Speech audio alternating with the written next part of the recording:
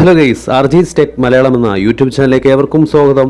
നമ്മളിന്ന് പഠിക്കാൻ പോകുന്നത് 8ാം ക്ലാസ്സിലെ ചാപ്റ്റർ 3 ആയിട്ടുള്ള ഫോഴ്സ് അഥവാ ബലം എന്ന ചാപ്റ്ററിനെ കുറിച്ചാണ്. അപ്പോൾ ഒട്ടും തന്നെ സമയം കളയേണ്ട, വീഡിയോയിലോട്ട് പോകാം. നമ്മൾ ഈ ചാപ്റ്ററിൽ ആദ്യം പഠിക്കുന്നത് ഫോഴ്സ് അഥവാ ബലം എന്താണെന്നാണ്. Force is anything that change the shape, size, volume, state of rest or motion of an object or causes it to move.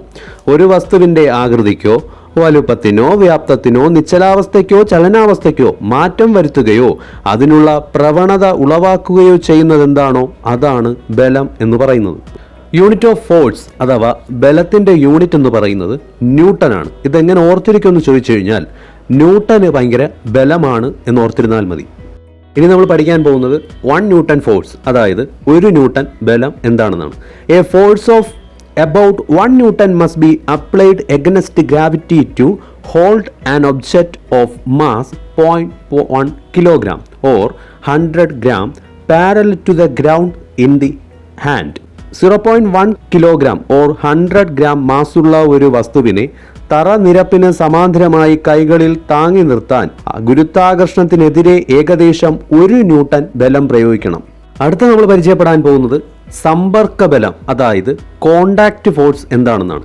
The force applied by the contact between object is contact force. വസ്തുക്കൾ തമ്മിൽ പരസ്പര സമ്പർക്കത്തിലൂടെ പ്രയോഗിക്കപ്പെടുന്ന ബലമാണ് സമ്പർക്ക ബലം. Pushing A trolley തള്ളുന്നത് ഇതിന് ഉദാഹരണമാണ്.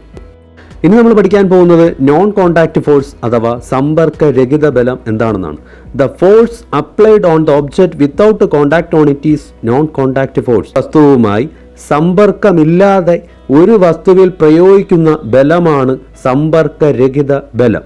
ഇതിന് ഉദാഹരണമാണ് a mango falling from a mango tree, അല്ലെങ്കിൽ a coconut falling from a coconut tree. മാവിൽ നിന്ന് മാങ്ങ വീഴുന്നതും തെങ്ങിൽ നിന്ന് തേങ്ങ വീഴുന്നതും എന്താണ്? സമ്പർക്ക രഹിത ബലത്തിന് ഉദാഹരണമാണ്.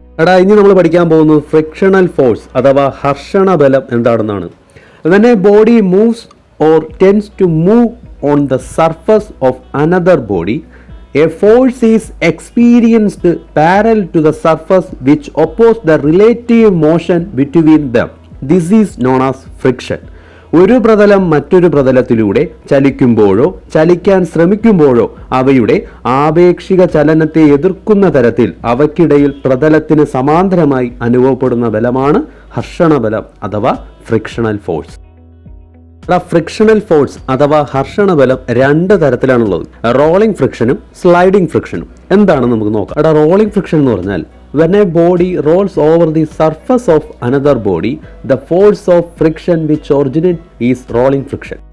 ഉരുളൽ ഹർഷണം എന്നാണ് മലയാളത്തിൽ പറയുന്നത്. ഒരു വസ്തു മറ്റൊരു വസ്തുവിന് മുകളിലൂടെ ഉരുട്ടി നീക്കുമ്പോൾ അനുഭവപ്പെടുന്ന ഹർഷണ ബലമാണ് ഉരുളൽ ഹർഷണം എന്ന് പറയുന്നത്. അടുത്ത നമ്മൾ നോക്കാൻ പോകുന്നത് sliding ഫ്രിക്ഷനാണ്. When a body slides on the surface of another body, the force of friction which originates is sliding friction. മലയാളത്തിൽ പറയുന്നത് നിരങ്ങൽ ഹർഷണം എന്നാണ്. ഒരു വസ്തു മറ്റൊരു വസ്തുവിന് മുകളിലൂടെ നിരക്കി നീക്കുമ്പോൾ അനുഭവപ്പെടുന്ന ഹർഷണബലമാണ് നിരങ്ങൽ ഹർഷണമെന്ന് പറയുന്നത്. ഒന്ന് ഓർത്തിരിക്കണം, rolling friction is less than sliding friction. ഉരുളൽ ഹർഷണം എന്ന് പറയുന്നത് നിരങ്ങൽ ഹർഷണത്തെക്കാൾ എപ്പോഴും കുറവായിരിക്കും. ഇനി നമ്മൾ പഠിക്കാൻ പോകുന്നത് situations where friction is beneficial. ഹർഷണം ഗുണകരമായ സന്ദർഭങ്ങളാണ്. ആദ്യത്തേത് നോക്കാം. Striking a match stick on the side of a match box. തീപ്പെട്ടിക്കൊള്ളി തീപ്പെട്ടിയിൽ ഉരയ്ക്കുന്നു.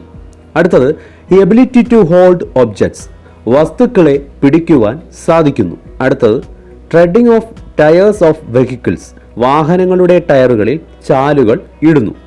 ഇവ 3 ഹർഷണം ഗുണകരമായ സന്ദർഭത്തിന് ഉദാഹരണമാണ്, അഥവാ situations where friction is beneficial. അടുത്ത് നമ്മൾ പഠിക്കാൻ പോകുന്നത് situations where friction is non beneficial. ഹർഷണം ഗുണകരമല്ലാത്ത സന്ദർഭങ്ങൾ ഏതൊക്കെയാണ്? ആദ്യത്തേതാണ് wear and tear of machines, യന്ത്രങ്ങളുടെ തേയ്മാനം. അടുത്തത് wearing out of tyres, tyre തേഞ്ഞു തീരുന്നു. അടുത്തത് ഫ്യൂവൽ ലോസ്, ഇന്ധന നഷ്ടം. എന്നിവ ഹർഷണം ഗുണകരമല്ലാത്ത സന്ദർഭങ്ങൾ അഥവാ situations where friction is non beneficial എന്നിവയ്ക്ക് ഉദാഹരണമാണ്.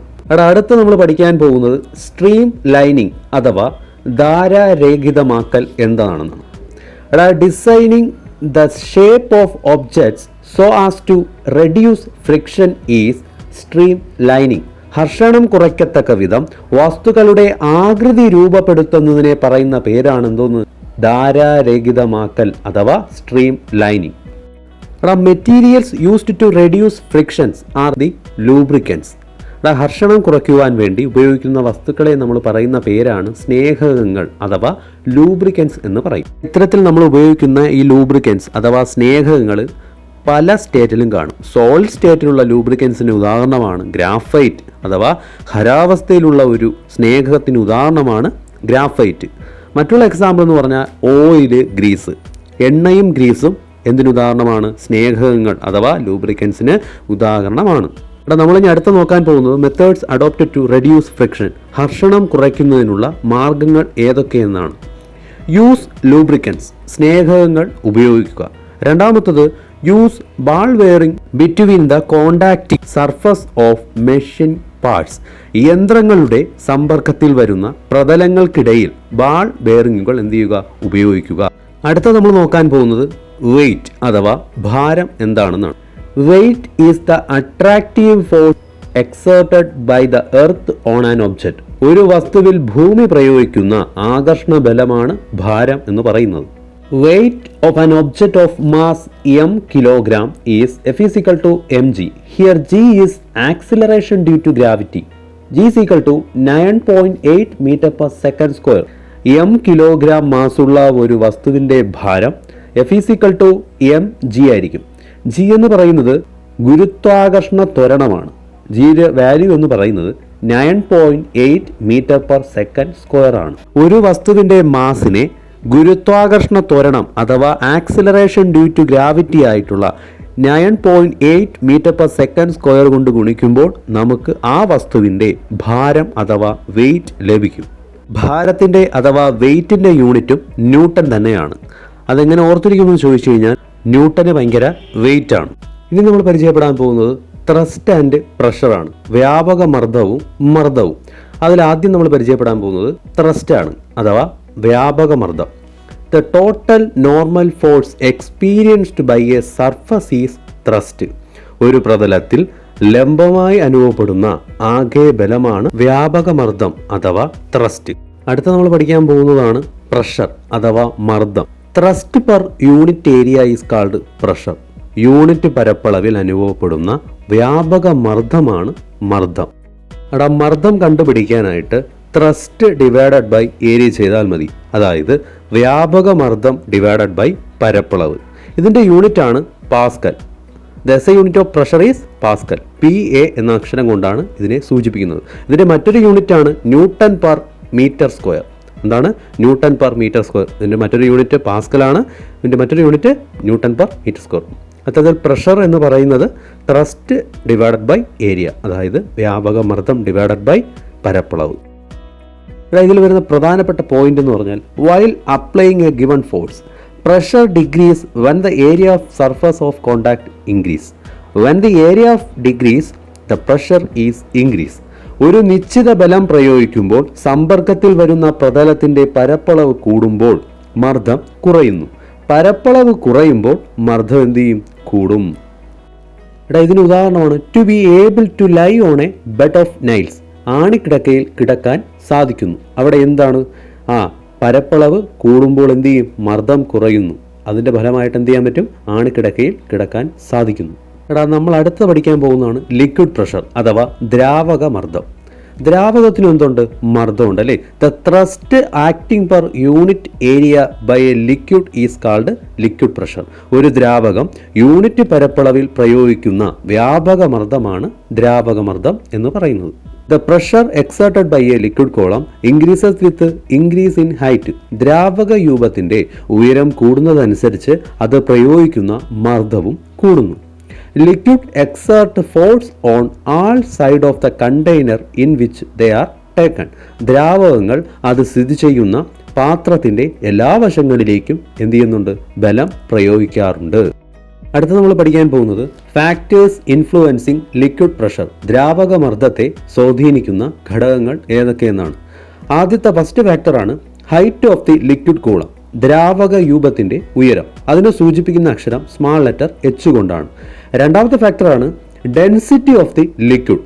ദ്രാവകത്തിന്റെ സാന്ദ്രത അഥവാ അതിനെ സൂചിപ്പിക്കുന്ന ലെറ്റർ സ്മാൾ ലെറ്റർ ഡി കൊണ്ടാണ്. അടുത്തൊരു ഫാക്ടറാണ് ആക്സിലറേഷൻ ഡ്യൂ ടു ഗ്രാവിറ്റി, അതായത് ഗുരുത്വാകർഷണം മൂലമുള്ള ത്വരണം. അതിനെ സൂചിപ്പിക്കുന്ന അക്ഷരം സ്മാൾ ലെറ്റർ ജി കൊണ്ടാണ്.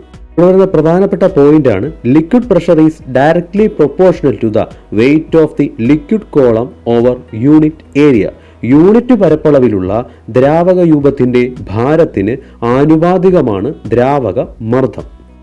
If the height of the liquid column is small letter h, density of the liquid is small letter d, and acceleration due to gravity is small letter g, then the liquid pressure is p is equal to hdg.